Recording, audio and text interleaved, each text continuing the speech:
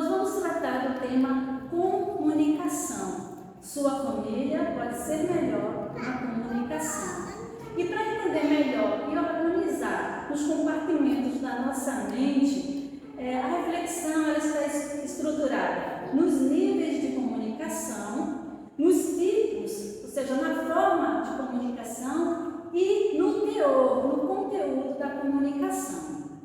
E não se preocupe, nós vamos abrir as nossas Bíblias mais à frente, seção Introdução.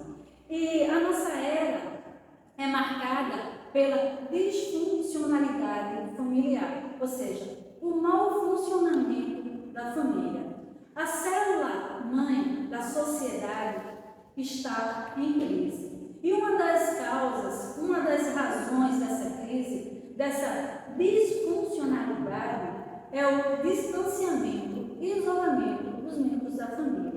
Distanciamento e isolamento esses que foram obrigatórios no período da pandemia há alguns anos atrás. Acredito que a maioria, se não todos aqui, devem se lembrar desse período tão difícil que nós passamos, né? E distanciamento e isolamento esses que foram obrigatórios neste período da pandemia e que se tornou um estilo de vida para muitos, inclusive dentro de casa.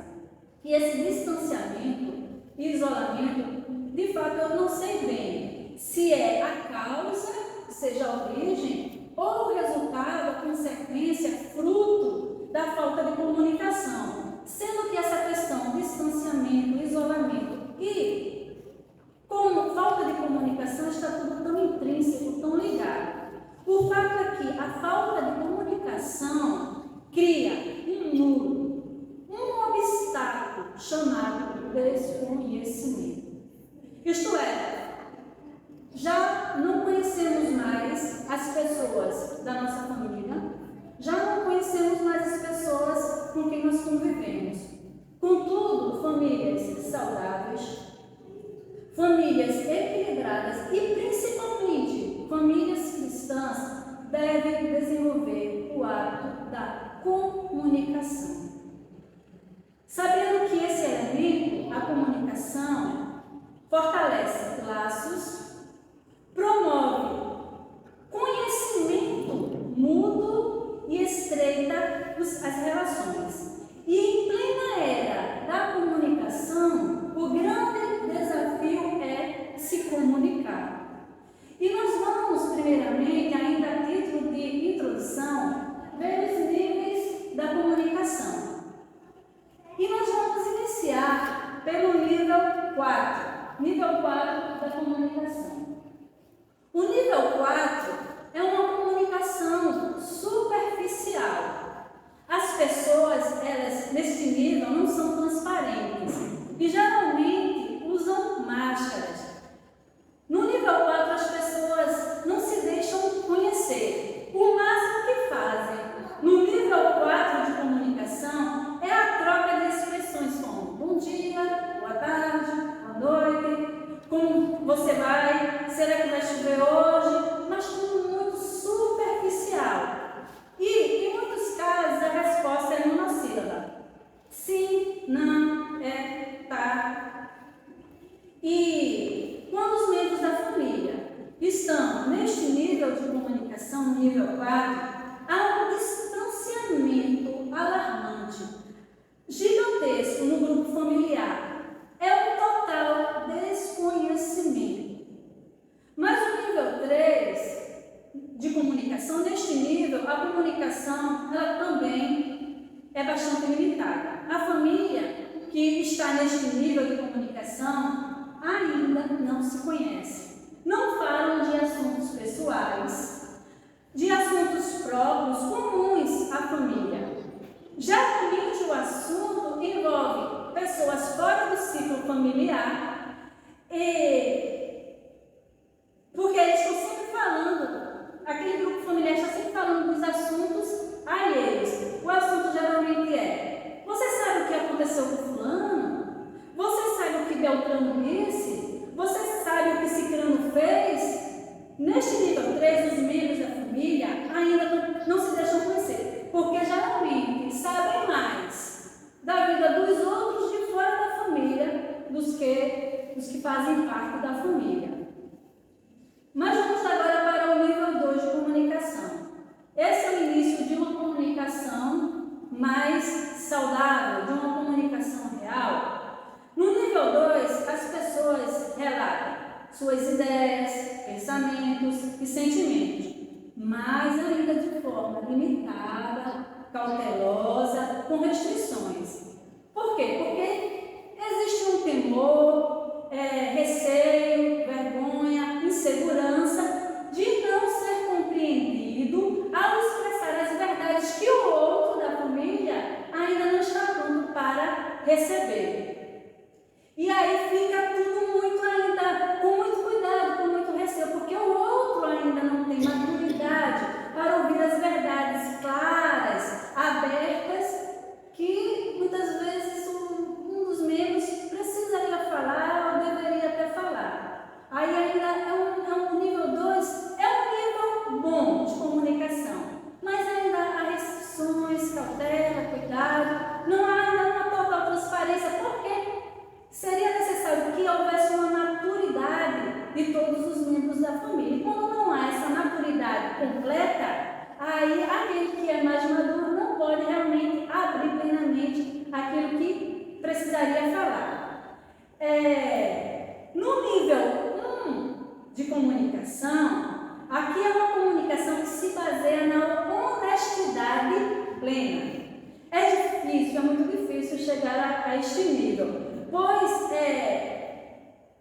falar completamente tudo de forma muito aberta corre o risco, de ser incompreendido, de ser rejeitado, por expor completamente ideias, pensamentos e sentimentos.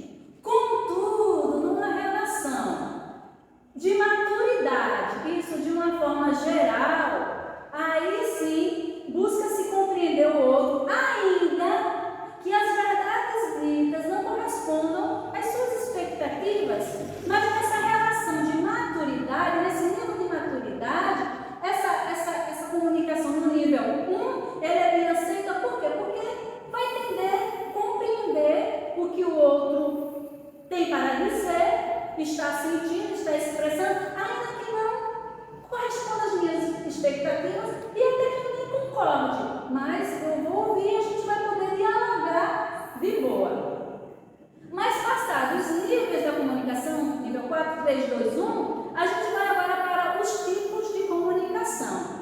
E o primeiro tipo de comunicação que a gente pode destacar aqui é a comunicação verbal. E como a própria expressão fala, é a comunicação expressa com palavras, com trocas de informação. Falar, mas também ouvir, faz parte da comunicação verbal. É interessante que a comunicação verbal em família, ela precisa ser desenvolvida e um momento muito bom para se desenvolver esse tipo de comunicação verbalizada, falada, e também de ouvir, é um momento que hoje em dia a gente, poucas famílias têm tido, que é de sentar à mesa para uma refeição. A gente sabe que nessa era de tanto ativismo, de tantas atividades, de tanta coisa para fazer, de tanto corre-corre, tanta coisa, são tantas atividades, cada um tem as suas coisas para fazer, às vezes é difícil reunir todo mundo, durante o dia para fazer uma refeição. Mas eu acredito que pelo menos uma vez, um dia na semana, você se esforçar, você pode se esforçar e conseguir reunir todo mundo para fazer uma refeição. E, gente, a família à mesa é uma oportunidade de comunicar de forma verbal a sua gratidão a Deus por tantas coisas, pelo alimento, pela família, e trazer também reflexões verbalizadas, lembrando de coisas que têm acontecido com outras pessoas, outras situações, e trazer uma reflexão em família. E também é um momento de comunhão, onde ali na mesa, um pode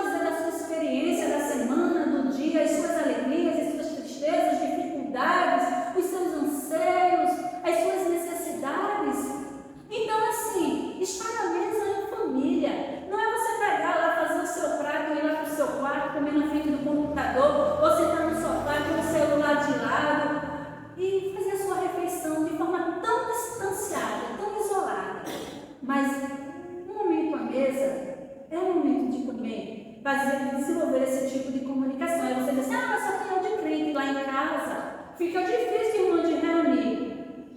Mas se você não crente, você tem uma responsabilidade. Então você pode e deve, com jeito, com sabedoria, peça a Deus sabedoria, discernimento, jeito, para pelo menos uma vez na semana, uma vez no dia, reunir sua família e ter essa oportunidade de desenvolver a comunicação verbal. Mas a gente também pode destacar aqui um outro tipo de comunicação, que é a comunicação não verbal. E a comunicação não verbal, ela envolve o uso de sinais e expressões para comunicar. Por exemplo, as expressões faciais emitem opiniões. Você sabe disso? Você já aplicou para isso? Que as expressões faciais emitem opiniões? Opinião de aceitação, de rejeição, de aversão, de espanto, de cinismo. Então a gente também emite opinião, a gente também comunica com a nossa face. E também comunicamos de forma não verbal através de gestos com as mãos apontando algo, sinalizando positivamente, negativamente e razoavelmente.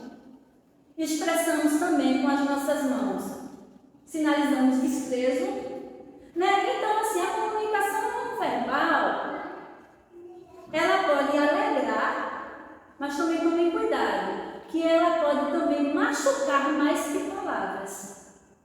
A comunicação não verbal. Mas outro tipo de comunicação, e essa a gente também conhece, essa a gente conhece bem, e tem quem conheça essa melhor do que os outros tipos de comunicação, que é a comunicação virtual, digital. E a comunicação, que é a comunicação feita através da internet. E este tipo de comunicação, a comunicação virtual, ela é bastante limitada e ineficaz. Pois ela não permite o olho no olho, não permite a observação facial e por mais emojis, memes, stickers que a gente utilize na comunicação digital, virtual, eles não expressam a autenticidade, a verdade da conversa. Devemos sempre nos reportar à comunicação verbal. Amém? Eu não sei se vocês vão ter uma experiência de, através dessa comunicação virtual, falar alguma coisa, escrever alguma coisa, até escrevendo, muitas vezes, escrever alguma coisa, ou passar alguma dessas figuras e você ser mal compreendido, né? Está aí a limitação e ineficácia desse tipo de comunicação. Muitas vezes você é interpretado de uma forma errada daquilo que você não queria dizer, não era daquela forma. Nada melhor que o olho no olho e o que verbalizar. Mas agora sim a gente vai abrir nossa Bíblia, porque a gente vai entrar no teor da comunicação. Passados os níveis da comunicação, os tipos de comunicação, a gente vai entrar lá no teor da comunicação. E a gente entende que o teor da comunicação deve ser sempre a verdade. Colossenses capítulo 3, versículo 9. Na carta aos Colossenses capítulo 3, versículo 9, a palavra de Deus diz: não mintam uns aos outros, visto que vocês já se despiram do velho homem, ou seja, da velha vida, da velha natureza com as suas práticas.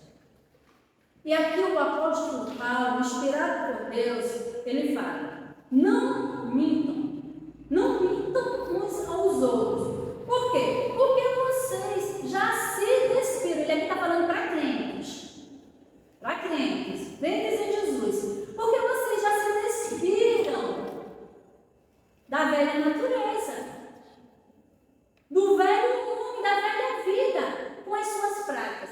E o termo despir significa tirar a roupa, se desnudar. Ou seja, o apóstolo Paulo fala o seguinte: olha, vocês não devem estar mentindo uns para os da mentira, vocês já tiraram. Vocês já se despiram, já não estão mais com ela. Em Efésios, no capítulo 4, versículo 25, o apóstolo Paulo ainda diz: portanto, cada um de vocês deve abandonar a mentira e falar a verdade ao seu próximo. Abandonar. O termo abandonar, aqui em Efésios 4, 25, significa deixar, tirar do caminho, remover, retirar, remover para um lugar onde não vai mais nem encontrar, onde não se encontra mais. É deixar de fazer o que estava acostumado a fazer, é parar, é cessar, é deixar de lado. Então aqui, o apóstolo Paulo ele fala: cada um de vocês deve tirar do caminho a mentira, remover a mentira, colocar para algum lugar onde vocês nem vão saber onde está mais, vão esquecer. Vocês devem deixar de fazer aquilo, se é que era acostumado a fazer, deixar de fazer, deixar de cometer essa prática, a prática da mentira, parar, cessar e falar a verdade uns com os outros, com o seu próximo. Irmãos, o melhor lugar para a gente começar a colocar em prática esse teor da comunicação que a palavra de Deus nos ensina é em casa, é em família. Se a gente põe em prática essa característica da comunicação, esse teor da comunicação, que é sempre a verdade, em casa, e nos outros lugares vai ser apenas consequência, ser reflexo daquilo que você já viu com a verdade, dentro de sua casa, dentro do seu lar. Nós precisamos ser conhecidos por falar a verdade.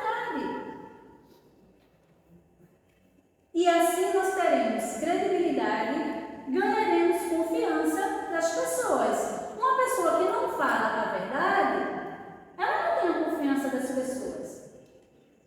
Quando ele fala, a pessoa, o indivíduo fala a verdade, aí ela fica com uma interrogação: mas será que é realmente verdade?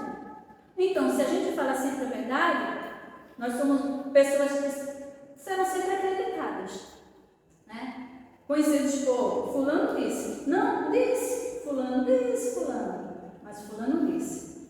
Mas o outro teor da nossa comunicação é que ela deve ser sem precipitação. E aqui, em Provérbios, capítulo 18, versículo 13, a palavra de Deus fala: responder antes de ouvir, estupidez, insensatez, falta de inteligência e vergonha. Ou seja, a fala apressada, a fala impulsiva, ela é desastrosa. É necessário ouvir primeiramente tudo que o outro precisa falar. Tudo que o outro tem para falar. Pois quando a gente fala, quando falamos, respondemos, precipitadamente, geralmente ficamos envergonhados. Geralmente ficamos sem graça. Por quê? Porque na maioria das vezes a fala precipitada, a fala impulsiva, a fala antes de ouvir, não condiz, não corresponde com um assunto que o outro não conseguiu concluir. Porque a gente se apressa, a gente se precipita, a gente se coloca na frente, a gente nem espera o outro concluir, a gente fala pelo meio e geralmente não condiz com aquilo que a pessoa gostaria de concluir, terminar de falar. Então, assim, precisamos colocar em mente que toda a nossa comunicação deve ser sem precipitação. Por quê? Responder, falar, argumentar antes de ouvir o que o outro tem para falar é falta de inteligência. É o que a palavra de Deus diz. Provérbios 25, 11 diz: como maçãs de ouro em salvos de prata, né, de escultura, bandejas de prata, assim a palavra dita a seu tempo. Gente, maçãs de ouro é algo muito bonito e precioso. Em outras palavras, o provérbio aqui é o seguinte: a palavra dita colocar no momento certo, sem precipitação, no momento certo, no momento adequado, é algo belo e precioso. Amém? Uma outra coisa, o teor da nossa comunicação deve ser sem raiva. Provérbios capítulo 15, versículo 1 fala que a resposta branda, a resposta suave, desvia o furor, a ira, mas a palavra dura suscita a ira, suscita a raiva. Ou seja, uma forma mansa, uma forma suave de falar, tem poder de atacar, de desviar, de aquietar a ira. Uma palavra mansa. Olha o poder da mansidão. Olha o poder de uma palavra suave. Desvia o furor. Acalma o furor. Mas uma palavra dura, uma palavra impulsiva, enfim, suscita a ira. Vai colocar mais brasa ainda naquela situação que já está difícil. Provérbios, capítulo 25, versículo 15, só a partir desse versículo fala que a língua branda quebra até ossos. Em outras palavras, uma palavra mansa, uma palavra suave, quebra a resistência mais dura que o osso. E tem osso duro de roer, ou não tem? Mas uma palavra mansa, ela quebra a resistência mais dura de um osso. Então, eu gosto muito de uma frase que tão importante quanto falar a verdade é como falar a verdade. Não é importante falar a verdade? É necessário. Foi a primeira coisa que a gente viu. O teor da comunicação sempre a verdade. A verdade ela precisa ser dita. Precisa ser dita. Mas tão importante quanto falar a verdade é como eu vou falar essa verdade. Com mansidão, com suavidade, no momento certo. Assim, podemos concluir que nós precisamos resgatar a comunicação em família. Olhe para dentro do seu lado. Veja como as coisas estão acontecendo. Se existe, de fato, esse distanciamento e isolamento que nós falamos no início, precisamos resgatar a comunicação em família, buscando os níveis 2 ou 1 de comunicação.